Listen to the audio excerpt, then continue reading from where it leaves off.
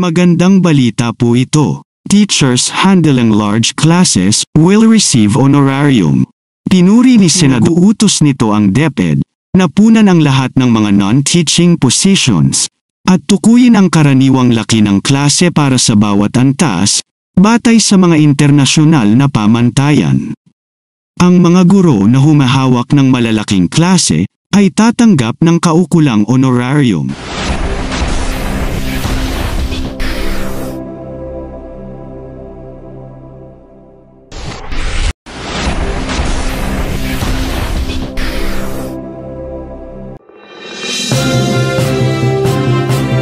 Magandang araw po mga kaguro. Magandang balita po ito. Teachers handling large classes will receive honorarium. Pinuri ni Senador Sherwin Gatchalian ang kagawaran ng edukasyon para sa kamakailang desisyon na palayain ang mga guro mula sa mga non-teaching tasks. Ang DepEd ay naglabas kamakailan ng Department Order No. 002 na nagtatadhana na ang mga guro ay hindi nagagawa ng mga sumusunod na gawaing administratibo, personnel administration, property and physical facilities custodianship, general administrative support, financial management, records management, and the management of programs, such as feeding, school disaster risk and reduction management, and other related programs.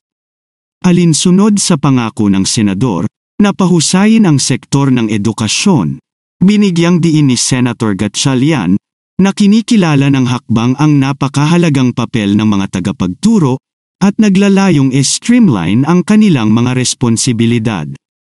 Ang hakbang na ito ay nakakatulong ng malaki sa pangkalahatang pagpapabuti ng sistema ng edukasyon na potensyal na lumikha ng posibleng ripple effect on student outcomes at kahusayan ng sektor ng edukasyon, sabi ni Senator Gatchalian.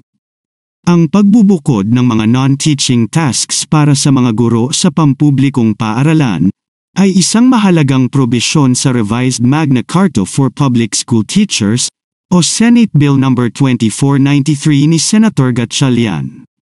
Ang iminungkahing panukalang ito ay nagsusulong din para sa pagkuha ng sapat na non-teaching staff na magsasagawa ng mga gawaing administratibo. Ipinag-uutos nito ang DepEd na punan ang lahat ng mga non-teaching positions at tukuyin ang karaniwang laki ng klase para sa bawat antas batay sa mga internasyonal na pamantayan.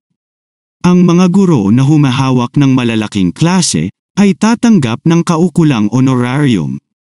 Binanggit ang mga findings of the Second Congressional Commission on Education na pinamagatang Miseducation, the Failed System of Philippine Education, binigyang diin ni Senator Gatchalian na sa kabila ng mga pagsisikap na maibsan ang mga gawain ng mga guro, patuloy nilang pinapasan ang pasanin ng humigit kumulang 50 administrative at ancillary tasks. Mahalagang hakbang ang pag-aalis ng mga non-teaching tasks sa ating mga guro upang matiyak na matututukan na nila ang pagtuturo sa ating mga mag-aaral.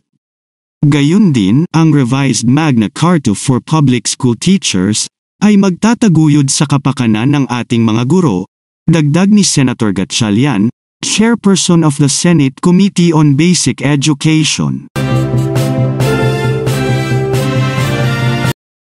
Kung meron man kayong mga komento tungkol sa mga isyong ito, maaari kayong magbigay ng mga reaksyon sa comment section na makikita sa ibaba ng bidyong ito.